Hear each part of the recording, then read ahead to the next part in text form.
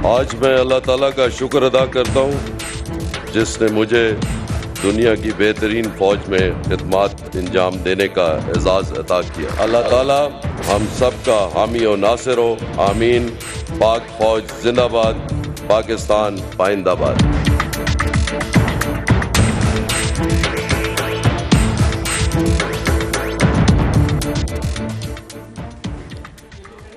मुजाहिद रेलवी खुश आमदीद कहता है। और महीनों से जो सस्पेंस था वो तो ख़त्म हुआ, लेकिन उससे ज़्यादा अहम बात ये थी कि नया आर्मी चीफ कौन होगा। वन साही यहाँ मौजूद हैं, इस्लामाबाद के हमारे ब्यूरो चीफ और ब्रिगेडियर नवाज हारिस नवाज। और अगर आप यानी आपको याद हो कि मैंने ये कहा था कि नवाज शरीफ सरप्राइज दे सकते हैं, सरप्राइज देंगे। और ये जो हुआ, यानी जिस तरीके से ज़ुबैर हयात को तो ठीक है जॉइंट चीफ ऑफ स्टाफ बनाया, लेकिन ब्रिगेडियर साहब भी कह रहे थे कि नहीं अशफाक नदीम, यानी अब खैर ये बहस करना बेकार है, लेकिन आप नहीं समझते कि उनको कमर बाजवा को लाना और इसको समझें कि हमारे प्राइम मिनिस्टर ने ये सरप्राइज दिया है। पहले ऑन, फिर मैं आता हूँ ब्रिगेडियर साहब आपके पास। मुझे सब बड़ा अच्छा सवाल है और बेसिकली सरप्राइज का एलिमेंट है इसमें। ये बिल्कुल सरप्राइज का एलिमेंट है, क्योंकि जितने भी हमारे सोर्सेज थे वो सारे के सारे ये कह रहे थे कि जो जनरल अशफाक नदीम है वो सबसे स्ट्रांग कैंडिडेट है और शायद इंस्टीट्यूशन की बैकिंग भी उनको है, लेकिन उसमें ये बिल्कुल नहीं कि किसी एक को नहीं थी। बेसिकली ये था कि एक थोड़ा सा ज्यादा फेवरेट है शायद इंस्टीट्यूट का, लेकिन जनरल कमर बाजवा जो उनका आना बेसिकली ये एक सरप्राइज था, उसमें सरप्राइजिंग एलिमेंट था। लेकिन उसमें फिर वही बात कि वो बड़े टैलेंटेड हैं और आज भी जब हमने देखा कि वो बाकी जनरलों से थोड़े से मुख्तलिफ भी, आज भी जब वो तकरीब थी उसमें भी नजर आए कि इससे पहले रहील शरीफ साहब की जब तकरीब हुई थी, जब उन्होंने केन ये संभाली थी, उस वक्त भी हम गए थे और रहील शरीफ साहब ने बिल्कुल मीडिया के साथ इंटरेक्शन नहीं किया था। कमर बाजवा साहब ने आज बड़े कॉन्फिडेंस के साथ और बड़े खुले डुले अंदाज में मीडिया के साथ गैर रस्मी गुफ्तगू भी की और वहां काफी देर तक वो रहे भी, तकरीबन आधा घंटा तकरीब के बाद भी लोगों से मिलते रहे, खवातीन बच्चियों के साथ हाथ मिलते रहे और लोगों के साथ एक अच्छा ऑन। मैं आता हूं इस तरफ भी, जरा ब्रिगेडियर साहब से पूछ लूं, क्योंकि एक मुझे लुबना अहमद की ऑब्जर्वेशन भी दिखानी है। ब्रिगेडियर साहब, आप भी कह रहे थे कि जो मेरिट पे प्रोफेशनली अशफाक नदीमी आएंगे, तो फिर वो जो मैं कह रहा था मियाँ साहब ने एक बार फिर सरप्राइज दिया। देखें, 4 लेफ्टिनेंट जनरल सीनियरिटी में थे जो प्राइम मिनिस्टर को दिए गए, और फिर ये जाहिर है कि वी वर स्पेकुलेटिंग कि हो सकता है कि 1 और 2 में से किसी को ले लें, लेकिन फिर ये इनकी स्वाबदीदा है, चारों प्रोफेशनली कॉम्पिटेंट हैं। इनका ये एडवांटेज है कि ये 10 कोर इन्होंने कमांड की हुई है, जो कश्मीर में आजकल प्रॉब्लम चल रही है। फिर फोर्स कमांडर ये रहे हैं नॉर्दर्न एरियाज के, वहाँ का भी इनको बहुत क्लियर हिसाब है। और फिर ये है कि ही understand everything being inspector general training evaluation. जब जनरल राहील शरीफ बने थे चीफ आर्मी स्टाफ, तो वो भी इसी अपॉइंटमेंट पर थे, यहीं से वो आए थे inspector general training and evaluation IGT&E। तो उस लिहाज से it depend now how he does, क्योंकि उनको चैलेंजेस बहुत हैं। जनरल इनकी राहील शरीफ की बहुत चैलेंजेस पे तो ब्रिगेडियर साहब जरा बाद में बात करेंगे, लेकिन वो जो मैंने आपसे कहा कि ये जो नवाज शरीफ साहब ने आर्मी चीफ के चुनाव में हमेशा सरप्राइज दिया है और वो उन्होंने उस रिकॉर्ड पर कायम रहे। यानी आप ये कहते हैं ना कि सीनियरिटी के हिसाब से ज़ुबैर हयात को चले जॉइंट चीफ ऑफ स्टाफ बना दिया, यानी अशफाक नदीम उनके बारे में आपने बड़ा तफसील से गुफ्तगू की थी, लेकिन जो कमर बाजवा साहब नंबर 4 से गालिबन, इस पर भी गुफ्तगू करेंगे। लेकिन ज़रा ये एक ऑब्जर्वेशन, ये रिपोर्ट देखिए।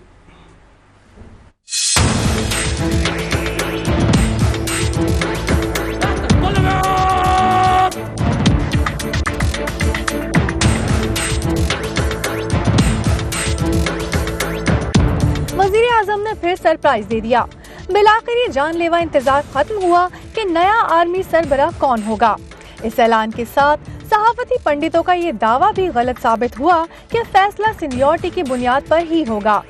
जिनका ख्याल था कि मियां साहब इस बार भी अपने फैसले से चौंका देंगे, वो अपनी पेशगोई के सही साबित होने का जश्न मनाते नजर आए कि मियां साहब ने एक बार फिर सरप्राइज देते हुए न पहले न दूसरे और न ही तीसरे बल्कि सीनियरिटी की सफ में खड़े आखिरी लेफ्टिनेंट जनरल कमर बाजवा को वो छड़ी थमा दी कि जिसके जुम्बिश पर वतन अजीज में भारी मैंडेट से खड़ी सिविलियन हुकूमतों के मुस्तकबिल का इन्हिसार होता है। हमारे मोहतरम व मुकर्रम वजीर आजम भी इस छड़ी का मजा एक नहीं बल्कि दो बार चख चुके हैं। अब देखना यह है कि वजीर आजम का ये सरप्राइज उनके अपने हक में कितना सूदमंद साबित होता है। ताहम इसे मस्बत यानी पॉजिटिव मानों में ही लिया जाना चाहिए। सीनियरिटी लिस्ट में सर फहरिस्त लेफ्टिनेंट जनरल जुबैर हयात को ज्वाइंट चीफ के मर्तबे पर फाइज करके एक हद तक मस्बत पैगाम दिया गया है।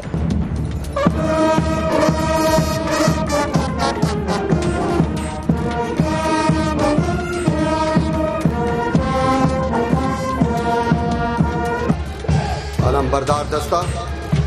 आज एक शानदार और पुरवकार तकरीब के जरिए जनरल राहिल शरीफ ने लेफ्टिनेंट जनरल कमर बाजवा को मुल्क की सबसे ताकतवर तरीन छड़ी मुंतकिल कर दी।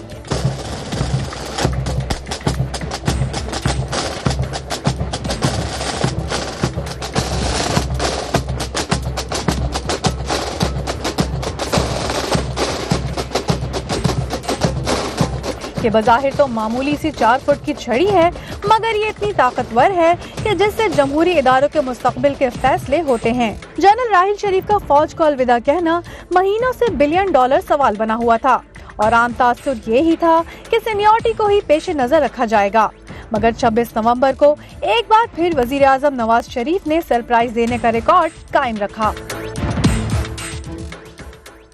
जी यकीनन ऑन और ब्रिगेडियर साहब आपने इस ऑब्जर्वेशन और रिपोर्ट को एंजॉय किया होगा कि ये जो छड़ी है ये एक ताकतवर तरीन छड़ी होती है और किस तरीके से उसकी जुम्बिश से सिविलियन हुकूमतें घर भेज दी जाती हैं। ज़्यादा तफसील से गुफ्तगू करेंगे, हमारे साथ रहिएगा। मिलते हैं एक ब्रेक के बाद। आज मैं अल्लाह ताला का शुक्र अदा करता हूँ जिसने मुझे दुनिया की बेहतरीन फौज में खिदमत इंजाम देने का एजाज़ अता किया। अल्लाह ताला हम सब का हामी और नासिर हो। आमीन। पाक फौज जिंदाबाद, पाकिस्तान पाइंदाबाद।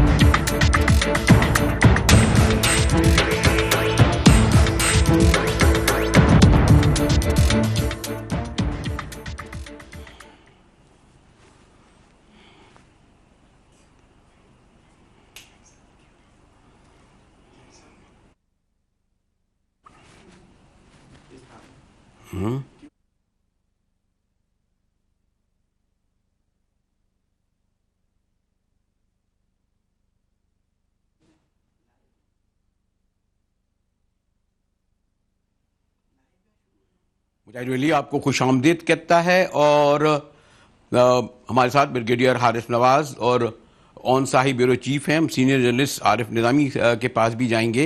ब्रिगेडियर साहब मैं थोड़ा सा ये मालूम करना चाहता हूँ और आप भी यकीन आपके पेश नज़र ये बात होगी कि फ़ौज जैसे इदारे में यानी बहरहाल पसंद नापसंद तो होती है ना कि किसको सरबराह बनाया जा रहा है। मैं तारीख में नहीं जाऊँगा, आपको भुट्टो साहब की मिसाल सामने है कि ज़ियाउल हक जो बिल्कुल पतन किस सफ़ में थे उनको लाया गया। मुशर्रफ साहब को हमारे मियाँ नवाज शरीफ लाए। पिछली बार भी कुछ थोड़ी सी ऐसी रिवायत रही। तो ये आप जो कह रहे थे कि जी चारों ही कॉम्पिटेंट हैं, चारों ही अच्छे हैं, लेकिन बहरहाल उसमें क्या क्राइटेरिया होता है? हमें तो सॉरी टू से बड़ा मैंने कहा, मैं मोहतात अल्फाज में कहूँगा, क्राइटेरिया जो है उसमें पसंद नापसंद पिक एंड चूज तो होता है ना ब्रिगेडियर साहब? देखें, बेसिकली बात यह है कि आर्मी में till corps commander it is a very clear strict merit. Now when the list comes. जी ऑन आपने सुना? मेरे ख्याल ब्रिगेडियर साहब तक हमारी आवाज नहीं जा रही है। I can hear you.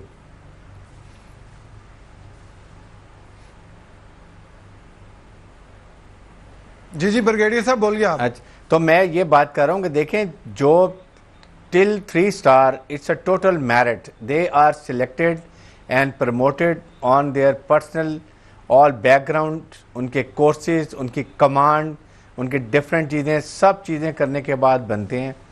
यहाँ से आने के बाद now when you make a 4 seniority wise 4 senior most lieutenant general की लिस्ट बनाते हैं, मिनिस्टर डिफेंस बना के प्राइम मिनिस्टर को भेजती है। अब यहाँ पर आके उनकी सवाबदीद आ जाती है कि वो किससे कंफर्टेबल होते हैं, किसको बनाना चाहते हैं। जनरल राहील शरीफ की बारी भी जो थे वो IETND थे और किसी ने उनकी सिफारिश नहीं की थी। He said himself prime minister कि मैंने इनको इसलिए बनाया कि मुझे किसी ने इनके लिए अप्रोच नहीं किया। और अब इस स्टेज पे सेकंड इनको बनाने के लिए क्योंकि नंबर 4 सीनियरिटी पे थे, अब जाहिर है इनकी अपनी चॉइस होगी। All I know they were all competent. 2 पहले नंबर 1 और 2 तो CGS भी रह चुके थे, DGMO भी रह चुके थे, जनरल इशफाक नदीम। लेकिन यहाँ पर आके फिर अभी क्योंकि सवाबदीद है और सेकंड ये है कि इस वक्त जो भी बन गए, क्यों सवाबदीद है ना, सवाबदीद देखे ना, सवाबदीद पर करा तो ज़िया-उल हक ने जो है क्या करा इस मुल्क के साथ। यानी वो जो उस वक्त जो है वो भुट्टो साहब तो अपने कंफर्ट के लिए ले आए, पूरा इस सोसाइटी को चेंज करके रख दिया उन्होंने जो जिस तरीके से इस्लामाइजेशन लेके आए, जिस तरह क्लाशनकोफ और हीरोइन लेके आए, जिस तरीके से अफगान महाजरीन का वो मलबा हम पर गिरा। यानी आप सवाबदीद पे तो आप लाते हैं। इसी तरीके से मुशर्रफ के बारे में मैं यही कहूँगा कि मियाँ साहब लेके आए और फिर उन्होंने किस तरह हथकड़ी डाली। मतलब मेरिट तो मेरिट होता है ना, क्यों आप फिर ये इस तरीके से लाते हैं। इसीलिए मैं कह रहा था इसमें पसंद नापसंद तो होती है, बिल्कुल नापसंद होती है, लेकिन बेसिकली बात यह है कि जैसे सुप्रीम कोर्ट का सिस्टम है कि वो सीनियरिटी में it is decided whosoever is senior he will be selected, so likewise you need to change the system। उसके लिए चाहे आप असेंबली से लॉ पास कराएं या सिस्टम बनाएं, मिनिस्टर डिफेंस में करें। अगर आप एक रूल बना लें कि आपने सीनियरिटी के हिसाब से चेयरमैन और चीफ आर्मी स्टाफ को बनाना है, देन एवरीबडी इज़ क्लियर। फिर ना इतना इबाम होगा, ना इतनी स्पेकुलेशंस होंगी, ना पूरे TV पे और अखबारों में तबसरे हो रहे होंगे। मेरे ख्याल में दैट इज अनदर आंसर, क्योंकि इस स्टेज पे आने के बाद जो भी 3 स्टार बनते हैं there all competent, they can all run as the chief army staff. और अगर हम ये सिस्टम इवॉल्व करें तो देन नहीं, सॉरी फिर मैं ब्रिगेडियर साहब अपनी बात पर इसरार रखूंगा। मुझे आरिफ निज़ामी साहब ने ज्वाइन किया है, बड़े सीनियर जर्नलिस्ट हैं। अरे भाई, तो मैं इनसे ये कह रहा था कि जैसे भुट्टो साहब ने ज़िया-उल हक को करा, उसमें पूरी क्या इस सोसाइटी के साथ करा, क्या माशरे करा कॉम्पिटेंट। फिर मियाँ साहब मुशर्रफ को लेके आए, तो वो जो क्राइटेरिया है जो होना चाहिए मेरिट पर, और फिर आरिफ साहब ये जो 1 2 3 4 नाम आ रहे थे, चौथे नंबर को ले आए। लोग कहते हैं कि मियाँ साहब ने अपनी रिवायत बरकरार रखी सरप्राइज देने की। जी आरिफ भाई, सादा बात बताऊं कि अगर जो उनको चूज करने वाले साहब हैं वो मेरिट की बजाय कोई और चीज करते हैं, के बाद वो कॉन्सिक्वेंसेस भी फेस करते हैं। ठीक है ना जी। जैसे आपने मुशर्रफ का जिक्र किया कि मुशर्रफ को इसलिए लेके आया गया, मेरा अपनी राय में, कि ये वाहिद उर्दू स्पीकिंग जर्नैल है, इसकी कॉन्स्टिट्यूंसी नहीं होगी तो ये ताबेदार बना रहेगा मेरा। ज़िया-उल हक आपने खुद ही भी कहा कि फौज में खुशामदी तरीन जर्नैल मशहूर थे। तो वैसे तो देखे ना कि जो सिविलियन वो सुप्रीम कमांडर या सुप्रीम कोर्ट की वहां पर ये फैसला करती है, तो वो सारे पहलू देखने पड़ते हैं उसमें कि ये जो है ना, जिस तरह जुडिशरी में ये सही उन्होंने कहा कि जी वहाँ जिस तरह लेजिटिमेट एक्सपेक्टेंसी होती है, ये अभी आपको पता है कि ये सजाद अली शाह केस में हुआ था, तो यहाँ पाकिस्तान के दफा का मसला है। तो बाज़ औक़ात ये ठीक कहा उन्होंने कि जी सीनियर मोस्ट भी हो सकता है, लेकिन खूब से खूब तर की तलाश में बहुत सारे पहलू देखे जाते हैं। अब मसलन आपने देखा होगा कि जनरल राहील शरीफ के बारे में कम से कम मेरी अपनी राय में मियाँ नवाज शरीफ ने कोई बदनीयती नहीं की।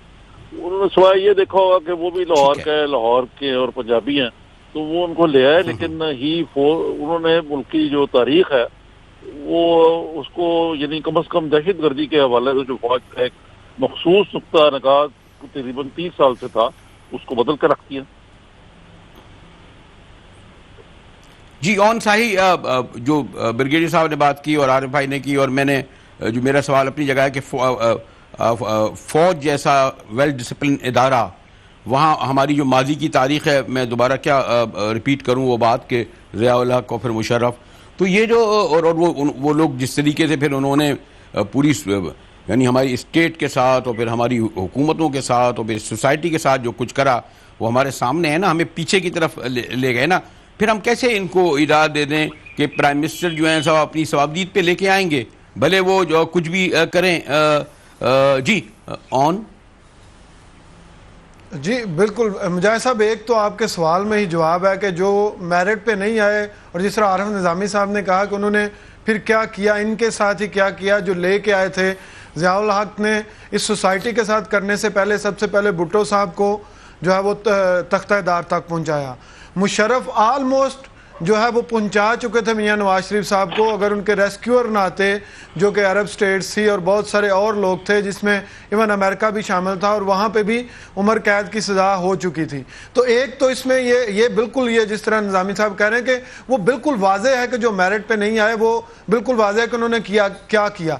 लेकिन यहाँ पे जो बात आप कर रहे हैं, ये सारे के सारे लोग 62 लॉन्ग कोर्स के थे। अब मुझे बिल्कुल नहीं पता एज ए सिविलियन के सीनियरिटी का, क्योंकि एक ही दिन इन सारे लोगों ने फौज को ज्वाइन किया है और एक ही दिन ये सारे रिटायर्ड होने थे। ये चारों के चारों जो हैं ये सारे 62 लॉन्ग कोर्स के हैं, और सीनियरिटी फिर किस तरह बनती है ये मुझे नहीं पता। लेकिन कोई मुझे दोस्त बता रहे थे कि बाकी जो सिविलियन अदारे हैं, अगर एक बंदा एक ही दिन में 10 बजे ज्वाइन कर ले और दूसरा 3 बजे ज्वाइन कर ले तो 10 बजे वाला सीनियरिटी लिस्ट में ऊपर आ जाता है। मुझे ये नहीं पता जो टेक्निकलिटीज़ हैं आर्मी में, वो टेक्निकलिटीज़ क्या हैं ये सारी सीनियरिटी की। लेकिन इस सिलेक्शन में जो सबसे अहम चीज़ जो देखी गई है, जिसकी तरफ आरिफ निज़ामी साहब भी इशारा कर रहे हैं कि किसके साथ वो ज़्यादा कंफर्टेबल हैं। अगर आपने देखा हो कमर बाजवा साहब की अभी तक की जो पर्सनालिटी सामने आ रही है, जो उनके क्लास फेलो से, उनसे दोस्तों से जो हमारी बात हुई है, कि वो बहुत ज़्यादा उस तरह के वो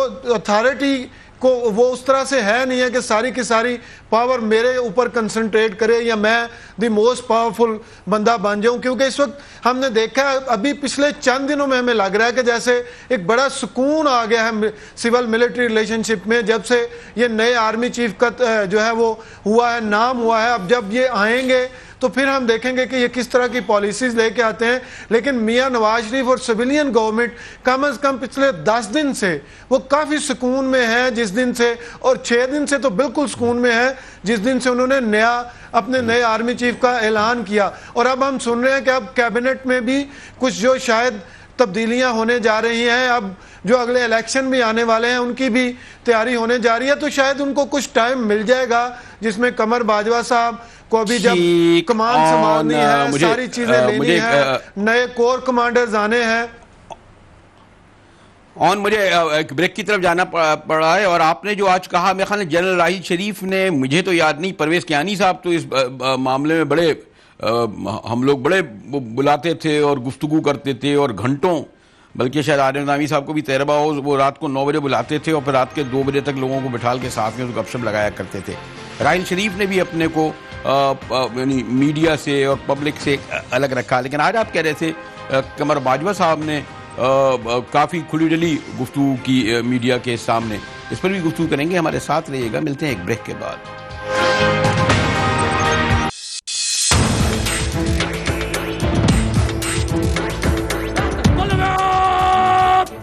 आज मैं अल्लाह ताला का शुक्र अदा करता हूँ जिसने मुझे दुनिया की बेहतरीन फौज में खिदमत इंजाम देने का एजाज़ अता किया। अल्लाह ताला हम सब का हामी और नासिर हो। आमीन। पाक फौज जिंदाबाद, पाकिस्तान पाइंदाबाद।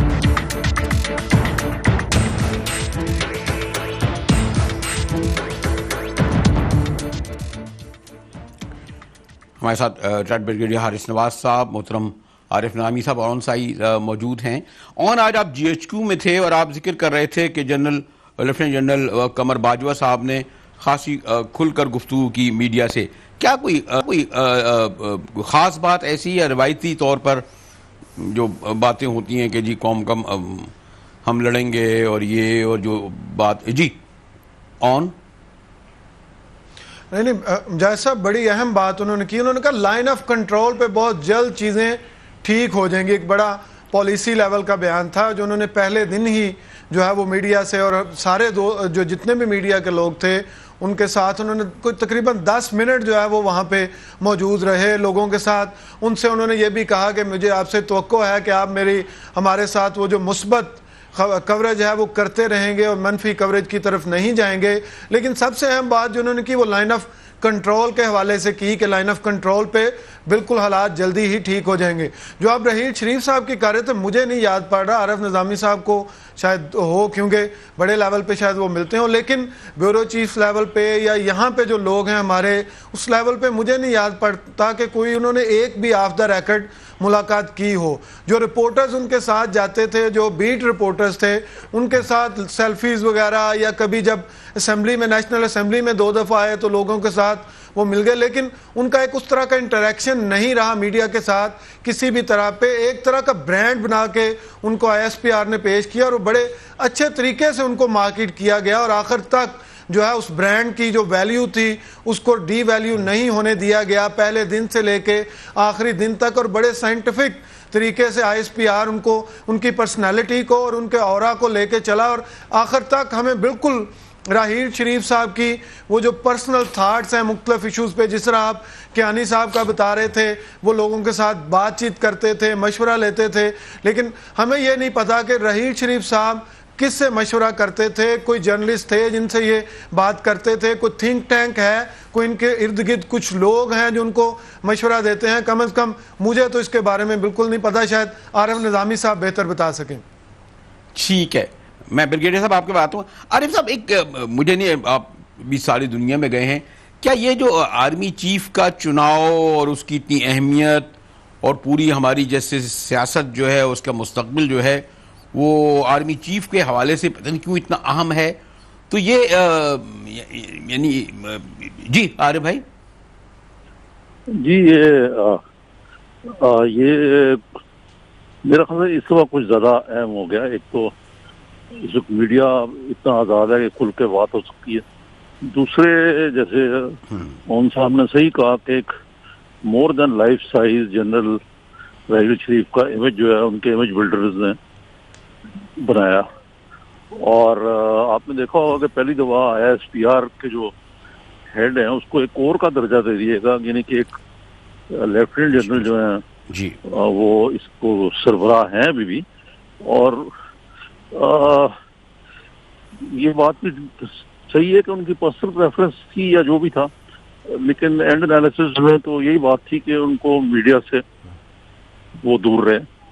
उन्होंने किसी भी मौके पे मीडिया से गुफ्तगू की। मेरी निजी तौर पे उनसे जरूर मुलाकातें हुई हैं, लेकिन वो पर्सनल लेवल पे थी, नॉट एज मीडिया पर्सन। तो ये बात है। लेकिन दूसरी तरफ ये भी बात है कि जनरल साहब जो है वो एक किस्म के अपने खुद बहुत बड़े, यानी ऑप्टिक्स के माहिर थे वो। आपको मालूम है कि टाइमिंग और ऑप्टिक्स में उन्होंने जो अपना इमेज बनाया वो खुद भी उन्होंने उसमें बड़ा रोल अदा किया। मतलब अगर नवाज शरीफ अहमद मीर को देखने चले गए कराची आगा खान, तो वो अपने DGISI जो उस वक्त आपको याद है कि अहमद मीर पर हमले के बाद उन पर को मतून किया जा रहा था, और नेक्स्ट डे उसकी जाके फिर ठोक दी। ईद के ऊपर जाके नवाज शरीफ लंदन में ईद मना रहे हैं तो वो जाके ट्रूप से का बनवा रहे हैं। तो इस तरह उनका बहुत ज्यादा लाइफ साइज इमेज हो गया, जो कि मेरा अपना जाती राय में ये मतलब है कि जो सही पूछें तो ये फौजी सरबराह के जो जॉब डिस्ट्रीब्यूशन टेक्निकल जो जमहूरी ममालिक में होती है उससे कुछ तरह थोड़ा सा बढ़कर था। और ये मेरी अपनी राय में मियां नवाज शरीफ ने बड़ी टैक्टफुली और बड़े सब्र से हैंडल किया इस सारे मामले को। उनकी और जनरल राहील शरीफ की बड़ी अनईजी रिलेशनशिप थी, और कोई सियासतदान ये पसंद नहीं करता कि इशारों कलाइयों से और मुख्तलिफ तरीकों से उसको अंडरमाइन किया जा रहा हो या समझ रहा हो कि आर्मी चीफ का इमेज उससे बड़ा है, और वो था। तो ये बात अक्सर भूल जाते हैं कि जनरल राहील शरीफ ने अगर कहा कि मैं एक्सटेंशन नहीं लूंगा, या ये कहा कि वो इस तरफ वक्त पे रिटायर हो जाएंगे, तो मियां नवाज शरीफ ने तो उनको कभी ऑफर भी नहीं की एक्सटेंशन। सही नहीं, वो तो अब आप देखें ना, आप जो कह रहे थे अब ये लीकेजी की वजह से जो हुआ सब हंगामा बर्पा हो गया, और वो कहा गया कि बड़ा गुस्सा है। और आपको पता है परवेज रशीद जैसे सेंटर फॉरवर्ड की कुर्बानी देनी पड़ी। कुछ लोग तो वो चौधरी निसार साहब जो गए हैं अपने इलाज के लिए और तवील अरसे तक हैं, कुछ कहते हैं वो भी इस मंजर में देखा जा रहा है। तो ब्रिगेडियर हारिस, ये जो हमारे यहाँ जैसे मैंने कहा ना कि आर्मी चीफ का इतना अहम रोल होना, उसका क्या सबब है?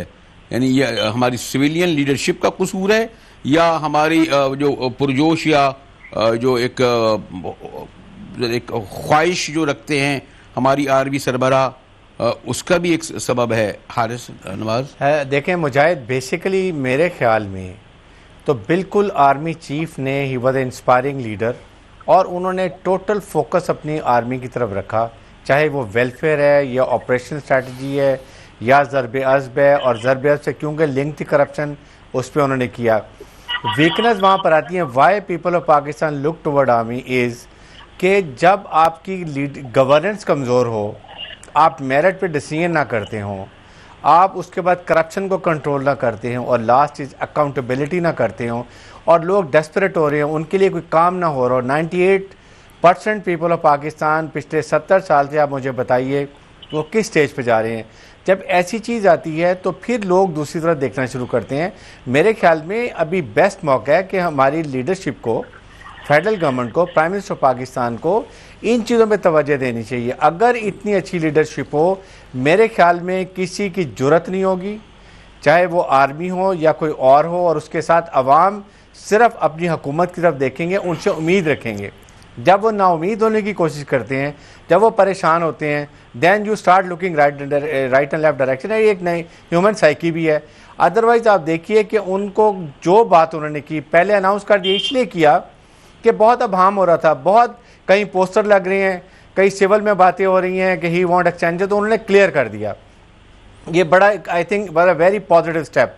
उसके बाद जो उनकी अपनी लीडरशिप थी, उसके देखें कि आप इंडिया में देखें कि इनका क्या जिक्र होता है, किस तरीके से बात होती है, कैसे they are scared of general Raheel Sharif, और इसी तरीके से ज़रब-ए-अज़्ब उन्होंने करके दिखाई। जो 33 से 34 मुल्कों की फ़ौज, अमेरिका शामिल, जो अफ़गानिस्तान में कुछ नहीं कर सके, वो हमारी पाक आर्मी ने इसको किया, और कितना इमेज फ़ौज का बुलंद किया, अवाम और फ़ौज को मैश टुगेदर कर दिया, जो कि बहुत ज़रूरी है किसी भी लड़ाई के लिए। These were the important issues जिसकी वजह से हुआ। ओके, और एक जरा क्विक एक लाइन में आप ये कहें कि मेरे ख्याल में बाजवा साहब को भी हम राहील शरीफी के बैकग्राउंड में देखें कि एक पॉलिटिकल, एक जो एक होती है ना, एक सियासी, और अभी ये डॉन लीक्स ने भी आपने देखे ना कितना हंगामा बर्पा किया, और कहते हैं जी कितना गुस्सा था उनका। यानी हालात, यानी ताल्लुकात, ये मामला राहील शरीफ का नहीं, ये तो इदारे का था ना मसला। ऑन बिल्कुल बिल्कुल मुजाहिद साहब, और मैं भी ये चाहूँगा कि मैं जो आरिफ निज़ामी साहब के सामने आपका सवाल एक रख के जाऊँ कि वही ये जो सारे, जिस तरह आपने अंग्रेज़ी अखबार जो है उसकी बात की, उसके अलावा जो और सबसे बड़ा मसला था पंजाब में ऑपरेशन शुरू करने का मसला था, और फिर आज दोबारा जो है राहील शरीफ साहब ने जो अपनी आखिरी तकरीर की, तो उसमें करप्शन और टेररिज्म को एक इकट्ठे, तो उसमें कहा कि इंसानों से हमें इकट्ठे लड़ना। फिर पनामा लीक्स है, मुख्तलिफ ये जो चीज़ें हैं, तो क्या ये इंस्टीट्यूशन, ब्रिगेडियर साहब से भी यही सवाल होगा कि क्या ये सारी की सारी इंस्टीट्यूशन पॉलिसीज हैं, या इंडिविजुअल्स के आने से इन पे फर्क पड़ेगा, सिविलियन गवर्नमेंट को कुछ उसमें रिलीफ मिलेगा? ओके, ऑन मुझे एक आज बड़ी अहम बात हमारे पीपल्स पार्टी के इसके मौके पर आसिफ जरदारी साहब की आई है कि वो कहते हैं हम बिलावल भुट्टो को पार्लियामेंट में लाएंगे। इस पर गुफ्तगू करेंगे एक ब्रेक के बाद, हमारे साथ रहिएगा।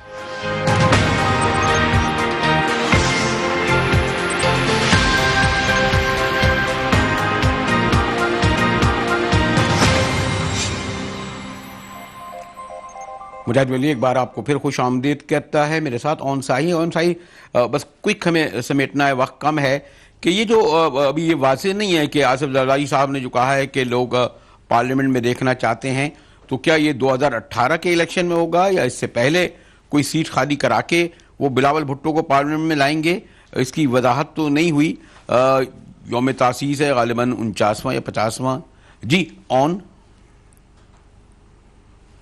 जी मुजाहिद साहब, चंद दिन पहले यहाँ इस्लामाबाद में भी बिलावल भुट्टो जरदारी ने एक अशाइया दिया था पार्टी लीडरान को, और उसमें उन्होंने यही बात की थी, और उस वक्त जो बड़े सीनियर लीडर्स थे जो कि उस वक्त खाना खाने में मशगूल थे, तो वहां मौजूद कुछ दोस्तों का कहना है कि उनके हाथ से चम्मच गिरते गिरते बचे थे, क्योंकि इतना शॉकिंग था। क्योंकि बिलावल भुट्टो जरदारी का कहना था कि वो इस पार्लियामेंट में भी शायद आ जाए, अगर गवर्नमेंट ने जो 4 मुतालबात उन्होंने दिए हुए हैं, अगर गवर्नमेंट उनके 4 मुतालबात नहीं मानती तो ये भी एक ऑप्शन है कि इसी पार्लियामेंट में कोई एक सीट खाली करवा के सिंध से उनको जो है इलेक्शन लड़वाया जाए। और ये उन्होंने खुद जो है अपने पार्टी के जो है उसमें कहा था, यहाँ पे जो हुआ था।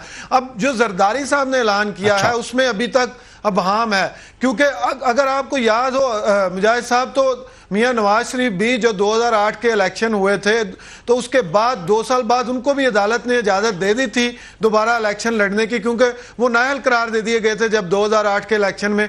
लेकिन उन्होंने असम्बली में आना पसंद नहीं किया था, क्योंकि उनके जो करीबी हल्के हैं, जब उनसे बात हुई तो उनका कहना था कि जिस असम्बली में वो 2 दफ़ा लीडर ऑफ द हाउस रह चुके हैं, 2 दफ़ा लीडर ऑफ द अपोजिशन रह चुके हैं, उसमें अब सिर्फ 1.5 साल के लिए उनके लिए आना शायद, और जब वो सिर्फ अपोजिशन में आ सकते हैं, शायद एक मुनासिब फैसला नहीं है। लेकिन बिलावल भुट्टो की क्योंकि अभी ग्रूमिंग हो रही है, उनकी पॉलिटिकल ग्रूमिंग हो रही है, तो शायद जो उनके जो करीबी हल्के हैं, शायद वो कह रहे हैं कि ये भी सोचा जा रहा है कि इसी पार्लियामेंट में सिंध के किसी हल्के से उनको इलेक्शन लड़ा के ले आया जाए, जिसका सबसे ज्यादा जी ऑन। लेकिन जी मुजाहिद साहब, मैं सॉरी टू ये मैं लफ्ज़ इस्तेमाल नहीं करना चाहता, लेकिन आपको इल्म है कि 1967 में पंजाब में पीपल्स पार्टी की बुनियाद रखी गई थी, और उस इलेक्शन में जो 70 का था, पंजाब में पीपल्स पार्टी की MNA और MPA ज़्यादा बड़ी तादाद में कामयाब हुए थे। और लोग कहते थे कि भुट्टो साहब का असल पावर बेस तो पंजाब था, पंजाब है। सिंध में उस वक्त इतने इनके MPA और MNA कामयाब नहीं हुए थे। तो ये जो यौम तासीस मना रहे हैं उसके लिए पहुंच गए। आप समझते हैं बहुत ही स्पेसिफिक, क्या पीपल्स पार्टी का पंजाब में रिवाइवल हो सकता है? बहुत मुश्किल है मुजाहिद साहब, बिल्कुल, और स्पेशली अर्बन एरियाज में तो बहुत ही मुश्किल है।